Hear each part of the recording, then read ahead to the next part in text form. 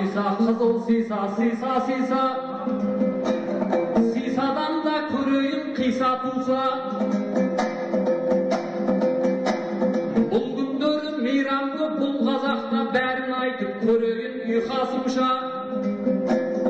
Ораз айт пен құрбан айт деп білеміз, ет пенен бауырсақтың иісі атылса. Наурызда ақындарын жыр сапырса, 8-ші март күні гүл сатылса. Сәуірде күлкі күні сауық сайран, мамырда майданыңның бұлты ашылса. Маусымда балалардың мерекесі, қаланың туған күні шілде артынша.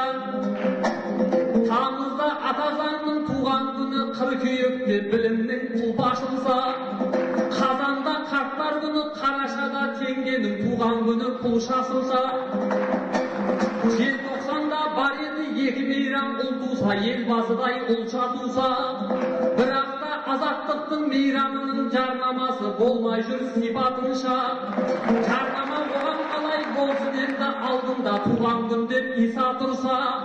Сенбесеңдер көшені көріңіздер, көк шырша, жасыл шырша, шырша, шырша. Ағайын осыған бір тоқтау ғана болады, неге тілек мұнша тұнша.